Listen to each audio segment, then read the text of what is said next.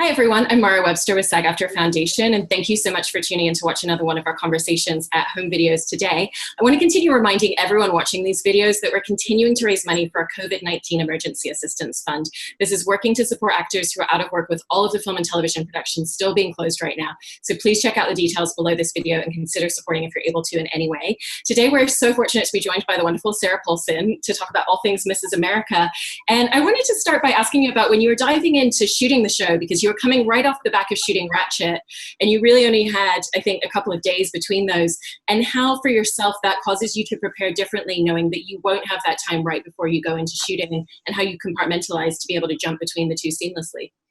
You know, I don't know if I did it seamlessly. I don't know. I just know that I had 36 hours from the moment I wrapped Ratchet, which was like at 5 in the morning on a Saturday, and I was on a plane on Monday morning, and it was to go to Toronto to start Mrs. America, where they had been shooting for a couple of weeks. So it's always weird to be dropped in the middle of something, and I've been so lucky these last few years to sort of be there at the beginning when something's starting, and you kind of start to create those friendships and that feeling of family and camaraderie, and that sort of comes from grabbing everyone's hand and jumping into the cold pool together. And I sort of came into it feeling like, oh my God, this is not my show. It's not, I know all these people socially. I've worked with Kate twice before, but I don't know the showrunner and the creator and the DP and the directors. I had only met them at a quick dinner party in New York, which even now the thought of going to a dinner party, it's just feels like a mirage, you know? So it was hard, and I think I felt somewhat, what's the word, unprepared when we started Mrs. America, because I knew going into it, okay, I'm the one person in this cast who is not playing a historical, iconic figure. And so it sort of saved me from the absolute overwhelming sort of Herculean lift of all that research, which I don't know that I would have had time to do that given my workload on Ratchet. I don't know that I would have done it. So it was wonderful to be able to read the scripts and read about the time period. But, you know, I was in the middle of shooting something that was taking place during World War II or post-World War II, and then jumping sort of decades ahead. And I know that's our job, but you also are the instrument through which all of this is funneling, right? So you can only compartmentalize to, there's a limit to what your brain can hold. And I was so immersed in Ratchet, and it was such an all-encompassing experience that I felt a little bit like a deer in the headlights when I got to Mrs. America, which was actually, you know, sometimes I think about that, the wonderful opportunity, if you're open to it and able to sort of go, this is where I am now, and I'm walking into this experience a little bit outside of it, which is what Alice felt. And so I sort of kept sort of reminding myself to use where I was, because she was sort of out of her element a lot of the time. And I just took great comfort and solace in the fact that I had worked with Kate enough to feel comfortable. That would have been a whole other thing. If it's like you're walking on the set and you're working with Kate Blanchett and meeting her for the first time, I think my head would have popped off my body. So I had the great good fortune of that. Yeah, and in general, you know, working on a show like this and across all the different television shows that you've done, I imagine that forces you to prepare in a really different way. I was curious about that because you don't have all the details up front. You don't have all of the scripts. You don't know all of the full elements of the journey that your character is going to take. So I was interested in the way that you kind of set about making really solid choices for your performance and start peppering things in that are leading to the ultimate journey they're going on, particularly with how much of a transformation there is with Alice in this show. But at the same time, I imagine you still have to remain very malleable and open to shifting those choices along the way. Yes, that's true. I mean, I was really lucky that Davi, the creator of the show and writer of the show, so talented. And I'd met with her very, very early on, and she said all of Alice's stuff is going to be backloaded. It's going to happen at the end of the series. And so I sort of, you know, jumped in not knowing what that was going to be. I didn't have a script. There was an outline. But that's obviously very different than seeing real dialogue and scenes. And but I think because of my work with Ryan, I've never had a script really far in advance. I mean, usually you have I think with OJ, I had the first 2 when I said I would do it, which is like a joke, like as if I wouldn't do it. But, you know, I think I've told that story where Ryan was like, just read it and see if you want to do it. And I was like, I want to do it, you crazy kook. And in Horror Story, we never have more than 2, maybe 3 scripts at the start of the season. And then inevitably it goes in some wild way you were never expecting. So I was quite used to that element. I know Kate, when we first started, you know, I got a couple text messages from her saying, how do you do this? How do you hold this much story? Because as brilliant as Kate is, she's never worked in this, you know, medium before in this type of way where, you know, you if you do a play or you do a movie, you have a story that is compact in there and you can do all your research and prepare in a very different way. You have to be, as you said, I think quite malleable and capable of going with the flow. But because of my relationship with Davi, she said, I promise this is going to come to something that's going to be meaningful. And I think I did try to, given that I knew that my character would be the only person in the series who sort of starts one place internally and ends up somewhere entirely different in her own sort of geography inside of herself. And nobody else in the show gets to have quite such an arc. So although I wasn't playing an iconic figure, I did have that which was really exciting to sort of hold on to and sink my teeth into.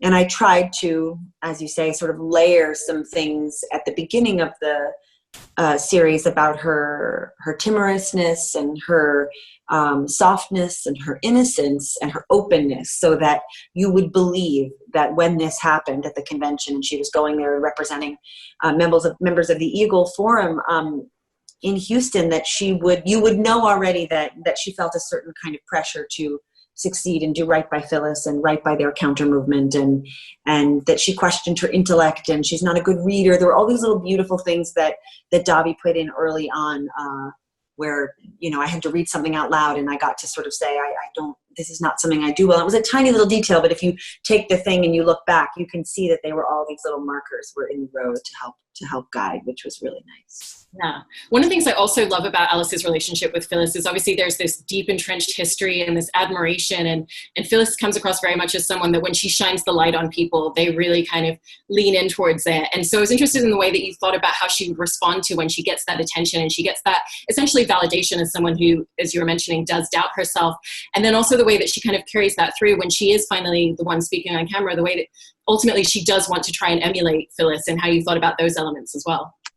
Well, I think the thing about Alice is that she has a great sense of self when it comes to her place in her home life. And she's a really dedicated homemaker, but beyond the dedication, she gets a great sense of meaning from it and an enormous amount of fulfillment. And her identity is totally entrenched in the role of wife and mother. So when she sort of thrust on the scene and they're essentially representing Phyllis and wanting so to do right by her. And like you say, Phyllis has sort of chosen Alice to do this. And that's a big responsibility. And of course, Alice wants to succeed. But I think what happens over the course of that episode was, you know, there she is trying to be the person representing the movement, and she's not capable of, the minute she trips up, she doesn't have Phyllis's sophistication and Teflon manner and ability to just sort of move through. She's too open and too sensitive.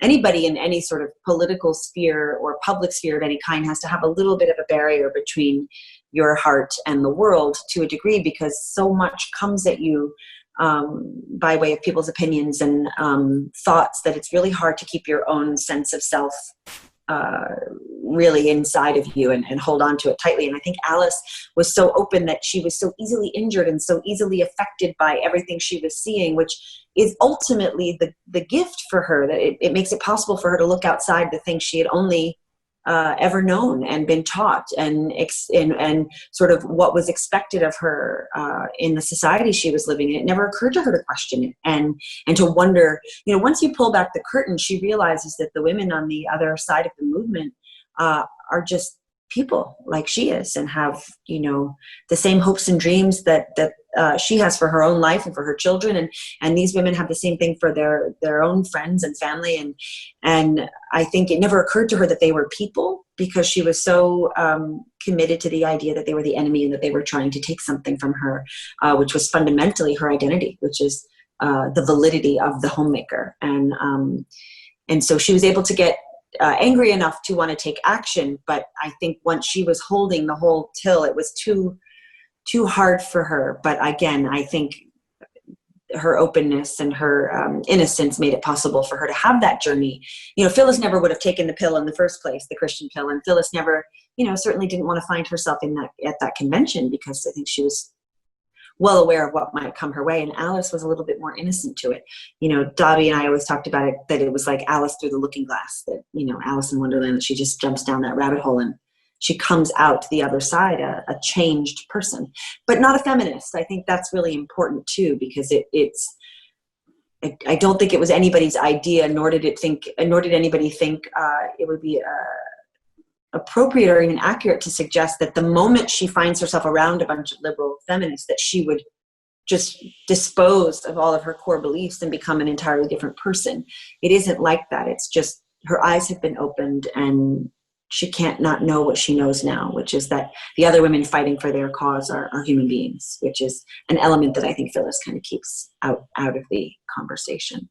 Yeah, and because you were mentioning the moment where she takes the Christian pill as you take it, and between that and the booze, that performance that you give in those scenes where she's moving through the convention center and weaving in and interacting with all the different rooms and different groups in very different ways. I was interested in the way that you worked with Janixa Bravo, who directed that episode, to really craft that out and think about how she would respond to each of these very different scenarios and spaces that she steps into, and how you thought about playing, the incredible skill of playing drunk and a little bit high as well, because I think that's a massively underestimated skill. And there's so many tiny details that you pull in, from the way that she's eating food, using her own hand to ring the bell at the So I was interested overall in just kind of how you mapped out what the details of her drunken journey were going to be, and then how that was going to inform the way she walked into all these different spaces. Well, a lot of that credit has to really go to Davi, because that whole thing of me picking my own hand up and hitting the bell was in the script, which was so great, because it's little things like that when you have writing like that is detail-oriented and that is character-based and motivated by real character-based choices. And that is always, from an acting standpoint, so much easier to get behind, because you know what to do then, because you know what the writer's intending. And but the way I ate, and that was me doing it. I don't know. Sometimes I think, once someone says to you the lid is off and anything goes, because I think most of the time when the chief element that's at play when you are intoxicated or whatever in an altered state is you lose that sense of hyper awareness in terms of control. And so there's just, everything is a little bit looser and everything. And, that's not my natural state. I'm a bit of a control freak. So it was a little bit scary for me. And then also you always worry, there's nothing worse than a bad drunk performance. And, I was just living in sort of abject terror that it was just going to be full of shit. So I just kept trying to, Janixa is such a wonderful director.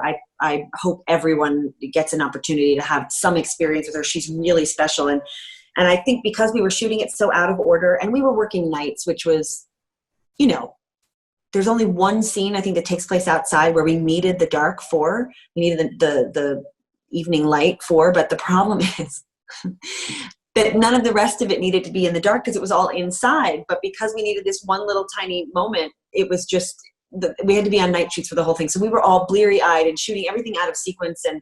And that part was really hard, where I have to go up to the script supervisor and be like, wait, how undone was my belt? And was my purse, was I already carrying it? And, little things like that, where you just rely so much on the focus and the incredible attention to detail of your crew. And then just trying to have a little bit of trust and faith. And by this point, the truth is we shot episode 8 last, after we shot episodes 7 and 9.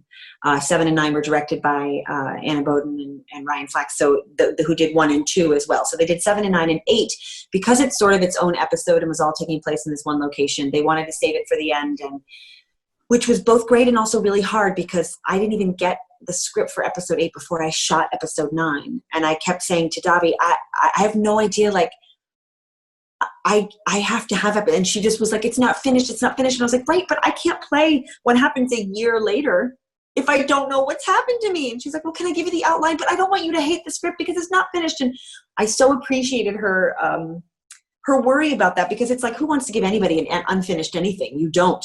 But but I was like, I can't play the scene, the confrontation at the, with Kate, where I asked her how she got so mean, and essentially, which is our last real scene as friends, or Mike of Alice in the pursuit of a friendship with Phyllis. But so I finally got it, but we were shooting it at the end. And so it just kind of had its own thing. We were all so tired and just out of it that I think it helped me really go there. That's so fascinating, because it's hard enough shooting a scene before it ever as it is, without even having the full script and full details. I didn't have the script, and I was just like, I would like to think I could pull that off for you, but I don't think I can. Information is power. I need to know. Can you imagine if I'd shot 9 and I'd never read 8 and had no idea all the things that had happened to her? I was like, I wouldn't even know who the woman was by the time we got to episode 9. A year later. No, but she finally was like, okay, here it is. And of course it was wonderful. But I do understand and admire that thing of wanting to make sure that it was, before you hand it to an actor, you want to make sure that it's representing what you intend to have it be by the end. But it was hard. It was hard. And we were really tired. It was a long shoot, and it was, yeah. I went from not working very much in the beginning of this series to working so much by the end that I was a little like, hey, I liked the part where I was, had a couple days off in between shooting. That was nice. Remember when I went back home to LA? Remember when we used to take planes, fly places? It was a thing. It's really a thing. It was a thing. One of the other scenes that you also kind of shot very late at night, kind of near the end of the day, that I wanted to talk about specifically was the moment where she calls home and she's giving that stuffing recipe, because you performed it so beautifully and you're capturing so many layers of emotion when really giving a very different type of dialogue. And you've mentioned that you had a little bit of trepidation in figuring out what those emotional layers were going to be for that scene. So I was interested if for you, kind of that was one of the scenes that you were a little bit more anxious about going into it, just in terms of figuring out and making those choices, and how you then kind of step back and navigate and pull that into the focus on the performance to really kind of bring it into your craft. Well, the truth of the matter is that scene scared the bejesus out of me, because when I read it, it made me cry. It was so moving to me, the idea of this woman for whom a Thanksgiving recipe held such weight and pleasure and joy, and sharing that kind of thing with her mother, and knowing that she would pass it down to her children, her daughters. And, you know, it was very, very moving to me to think of her in this foreign environment and so far away from home, never having done that, ever traveled without her husband, and to find herself feeling so isolated and alone, and calling her mother and basically going over a recipe. It made me weep when I read it. And so therefore, when you go to perform it, you think, oh God, I know what this could be, because I know what it made me feel. And I'm so terrified I'm not going to be able to do it, because, you know, sometimes things hit you in a very visceral way when you first read it. And then when you have to bring it to life, you've put your own pressure on it in a way, you know? But it was one of those things, again, it was late at night, and Janixa just came up to me and, oh, I remember we had done a scene where my hair was still in curlers, and that's a big old wig I'm wearing. And we put real, you know, our wonderful hair designer, Ann Morgan, found these real rollers that were really a hot set from the time. But in trying to get them out was like, they were really wrapped around this wig, and we were running out of time. And I remember Janixa being like, what can we do? What can we do to get these out? And Morgan had to comb them. And it was just like it was really crazy. So there was a lot of tension around it, which is always hard, I think, because we like to imagine that we can do our best work when we're in a place where we're the most relaxed, but oftentimes on a set, I feel like that's really, really hard to achieve. So in terms of environmental stillness and calm to help you, you know, be as open as possible to whatever's moving inside you, sometimes it's almost impossible. But somehow I think the chaos around me and my own terror about failing miserably, you know, that can be a very big motivator in terms of, putting you in a zone where you just become totally focused on what the characters want is, because anything else just so gets in your way. And because I had such a visceral response when I first read it, and I felt so connected to Alice's emotional landscape in that moment, that I tried really hard just to drop into what she was feeling and to not worry so much about whether Sarah, was going to succeed in the scene. And I think it's always really hard to separate sometimes that, you know, from wanting to be good. And you think, well, wanting to be good is Sarah's want. It's not Alice's want. So if you could just try to recalibrate that for yourself and think about what Alice wants. The rest of the noise kind of went away, and I guess I was able to go there. Yeah. So. And by the time we reach episode 8, you've obviously got a lot of dialogue to rely on, but I wanted to talk a little bit about how you approached the performance in the earlier episodes. Because you do such a fantastic job at taking these moments where there's very little dialogue for your character, and you essentially have a much more limited amount of real estate within each episode to really capture so much. So how did you kind of make sure that every single one of those moments would count, particularly because you're dealing with trying to evolve this entire character, introduce audiences to who she is, and then on top of that, you've got the time jumps that are happening between each episode as well. So there's so much to fill in between. So how did you kind of step back and approach that whole process? I think what I tried to do was just think, and I do think about this all the time, like when you're working on a show and an actor comes in and they have a scene and 5 lines, 6 lines to communicate a whole thing that the writers have decided is the scene that's going to help us know X, Y, and Z things that this poor actor is coming in. You know, maybe they were cast 2 days prior, and here they are. They haven't been getting, you know, so many times I feel lately people are like, oh, I don't have the rest of the script. I just have this scene. And you're just sort of like, how in the world can you hold all that and having no idea what the world of the piece is? I think that's so hard and such a disservice. And, you know, I might have been guilty in my time of like passing a full script to someone to say, you know, just so you know what we're doing. So I kept thinking about that, and I thought, you know, what's important here is for me to put my own like ego of like, I wish I had more to say in this scene, or, you know, and I kept thinking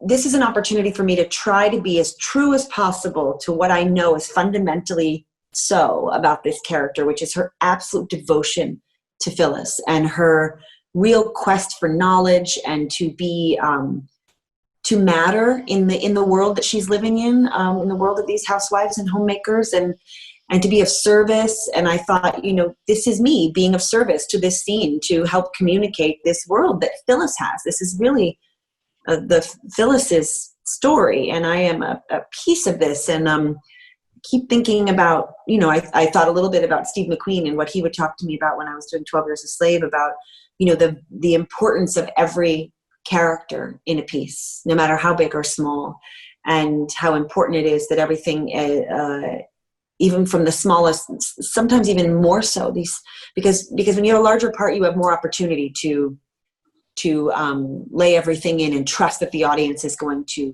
follow it and track it. When you have less to do, it's really hard to do. So it's like you just have to like dig into the thing that you're being asked to do and not try to fill it with every moment that you wish you were having as a character, because then I think things get really noisy. And the thing that cuts through the noise when you have less to do is when you're truthful. I mean, I think that's true about every moment always, but you know, sometimes it's easier to achieve that in others. But the pressure sometimes we put on ourselves when we have less to do, of like, I've got to make my mark. I've got to make all this really clear, and I've got this one opportunity, and then it puts so much pressure that then you end up being really tense. And I think sometimes that's like, you know, the good stuff doesn't happen that way. So I also tried to relish it. You know, as I said at the beginning of our conversation, I've been very lucky these last few years, and I've worked a lot, and with that comes, you know, a lot of exhaustion too, and not in a way where I'm complaining, because boy, it beats the alternative. But there was something really nice about being able to sit back and watch the thing as a whole and not worry so much about carrying it. And, you know, poor Kate, she had so much to do and could never really go out with any of us. Like we all like would work on a Tuesday and then wouldn't work again till a Thursday, and she was working every day. And so we would all go out and hang out and have a drink and have dinner, and it was a really lovely thing to be with all these women. And Kate just got to do so little of that because she was working. But I was like, oh, sister, I've been there. I know what that's like. It's really hard. But at the end of the day, you get to play this incredible part, and you're here doing it, which is why we all get to be here doing it. So we're very grateful. And sorry, see you later. We're going to go have a martini. So yeah, it was, I think acting is hard. You know, it's hard whether you have a big load to carry or a small one. I just sometimes think actors who are doing the great good work of sometimes of really imparting a great deal in a very little time, it's really hard. And in television, I think it's extraordinarily hard because you're moving so quick. Sometimes you're doing upwards of 7 pages a day, and they don't have time. And a lot of times I feel, and this is, you know, something of course I try to not have happen on a set that I'm on, although it can't always be helped. But like, I hate it when an actor, a guest star, is coming on and they get 1 or 2 takes to do their stuff. And it's like, you know, this actor has been working really hard. It's probably been up all night working on this. They have this opportunity in 5 or 6 lines to really impart a great deal. And I feel like, let's give everybody an opportunity to do their best work. And let's not decide that because it's, you know, a smaller amount of dialogue that it's less important or less valuable or less important to that actor, or, you know, or that they should have less of an opportunity to mine whatever else can be mined. So I think it's hard. I think, yeah, I don't know. I try to do what I can when I have the ability to do it, but, you know, it's not always possible. Yeah. On a separate note, I wanted to ask you quickly a little bit about directing, which you stepped into for the first time with American Horror Story. And you know, because you were mentioning earlier how, you know, your style and your approach is that you very much like to kind of know the details and know the information and have everything kind of ordered. But directing is having to have that side of yourself, but also really having to step back and just see what's going to come up, because there's so many things that you can't prepare for within every single day. So how did those two sides of you kind of coincide? And you've talked already about how you're really looking forward to stepping back into that space, particularly within that show with Ryan. And how do you think that you'll evolve your directing style moving forward if you get the chance to do it again? I really hope I'll be a tiny bit calmer. I was a hair on fire kind of. I am that way as a person. There's no question. And I did have to really confront the fact that I'm a glass half empty person and not a glass half full person in terms of my perspective. So even though I took this wonderful class at the DGA before I started, which was became a requirement, I don't know if it still is, but for first-time directors, and it's like a 9-hour class, and I was so lucky to be in the class with Paris Barclay and Dan Attias and Leslie Linka Glatter, and you know, you can ask all these questions, which is so great, but you know, they were really talking about that thing of really, it's your job to be the person that when people come up to you, you don't always have to have the answer, but you can say, I don't know, I will come back to you. And then you better go back to them and have an answer of some kind. But this idea that it's your job to keep everyone focused towards and with a sense of purpose and excitement and hopefulness that it's all going to go well. And I was the person who was like, what's going to happen? I'm afraid we're losing the light. You know, it was just, that was and so I would really, if nothing else, love an opportunity to try that again without that attitude and putting it a little bit in perspective. It was like I was doing heart surgery or something. And it's like, it's an episode of television. And of course I want it to be good. And, you know, of course I would like to do it again, but, you know, let's put everything kind of where it goes, Sarah. Let's just not, you know, but it's a little bit my style to be a little hysterical. It's something I'm working on, and I've got a lot of time right now to sort of figure out how that would present itself. But I really love doing it. I would like to do it again. And to be fair to myself, I got this script. I was supposed to do a later episode. Ryan called me on the phone while we were shooting the episode that preceded the one I was directing, which meant I had no prep. And he said, I think you should do the Return to Murder House episode because Jessica is going to come back. And I think you should work, you know, it's a real acty episode. You'll get to work with a lot of people sitting around. You're not going to have to do a lot of stunts. Meanwhile, the first day I had to like pull Dylan McDermott, you know, Michael Langdon, Cody had to like shoot him across the room with fire. And it was just like, you know, leave it to Ryan to be like, it's fine. You're just sitting at a table talking. I'm like, no, that's not what it is at all.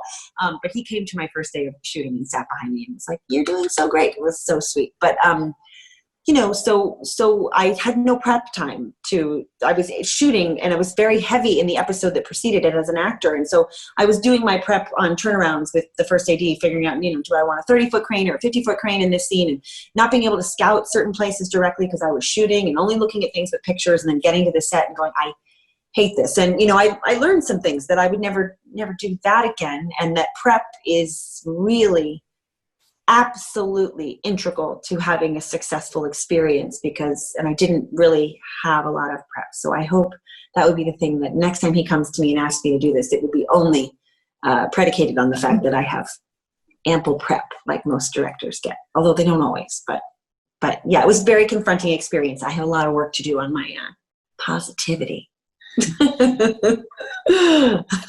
Well, I hope that next time you get the chance to step up into a directing role that it's not a trick like it sounds like it was this time. And thank you so much for taking time to talk about this and to talk about the show. And I hope that everyone watching this, if they haven't already, will binge watch all of the episodes on Hulu. And if you've already watched it, rewatch episode 8. And thank you so much, Sarah. Thank you so much. I really appreciate it.